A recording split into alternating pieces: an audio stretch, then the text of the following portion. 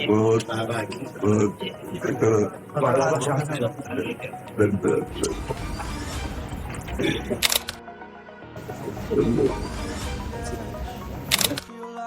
हाँ बस खास बात बिल्कुल बिल्कुल। अभी एक नया क्रम लिया। प्रभु ने आदेश नहीं किया, नहीं तो राम बल इस दिन मैं मरूंगा तो मेरी प्रिय आदमी की सखियां आएंगी और मुझे अपने पास ले जाएंगी। तो ब्रो क्या हाल चाल। रिसेंटली में आप लोगों को तो पता ही होगा कि महाराज जी यानी कि प्रेमानंद महाराज जी की तबीयत बहुत ही ज़्यादा खराब है और उससे रिलेटेड एक बहुत ही तगड़ी न्यूज निकल के आ रही है। बताया जा रहा है कि बहुत ही फेमस शास्त्री यानी कि महाराज धीरेन्द्र शास्त्री जो कि प्रेमानंद महाराज से मिलने गए हैं और मिलने के बाद प्रेमानंद महाराज ने ऐसी कुछ बातें बोली धीरेन्द्र शास्त्री से जो लिटरली आपको सुननी चाहिए। और ब्रो आप तो जानते ही होंगे यानी कि सारे लोगों को पता है जो इनके भक्त हैं और इवन बहुत सारे लोगों को ये तो जरूरी पता होगा कि इनकी बहुत ज़्यादा महाराज जी की तबीयत खराब चल रही है और महाराज जी की तबीयत खराब है।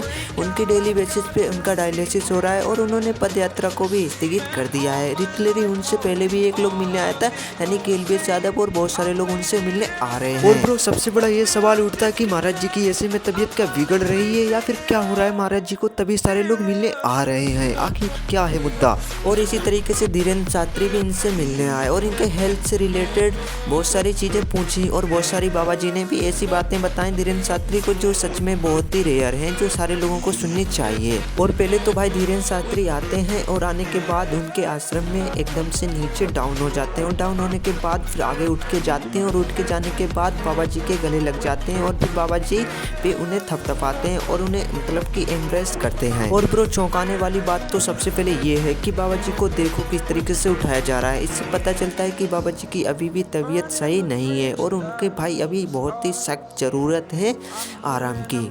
ब्रो हाँ प्रेमानंद महाराज की ये बात आप लोगों का सबका दिल जीत लेगी यानी कि जितने भक्त हैं उनकी तो भाई सारे लोगों का दिल जीत ही लेगी। होता क्या है महाराज जी इतनी ज़्यादा तबीयत खराब होने के बावजूद भी बागेश्वर धाम के बाबा जी को बहुत ही अच्छे अच्छे प्रवचन सुनाते हैं। सब प्रतिकूलता अनुकूलता हो जाती। हमें किडनी ने जितनी अनुकूलता दी उतनी अनुकूलता किसी साधना ने नहीं दी। काशी में भी 22 और 20 तक की साधना की, वो अनुकूलता नहीं दी।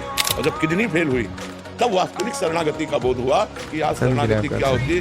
तब ऐसे वास्तविक हाथ उठ गए कि अब तो किसी योग्य नहीं रहा, मरा लाडली, अब बस केवल बलाप हो। बस वहीं से बात बन गई। बात जो बनी वो साधना से नहीं बनी, वो बात बनी जब साधना का अहंकार नष्ट हो।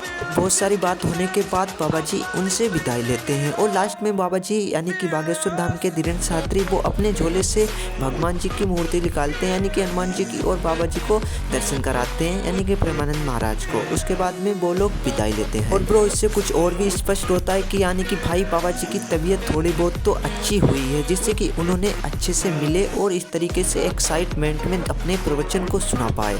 और ब्रो सारे लोग बाबा जी की हेल्थ सही होने के लेकर दुआ कर रहे हैं, मैं भी कर रहा हूँ भगवान जी जल्दी से बाबा जी की यानी कि प्रेमानंद महाराज जी की तबीयत जल्दी ठीक हो जाए।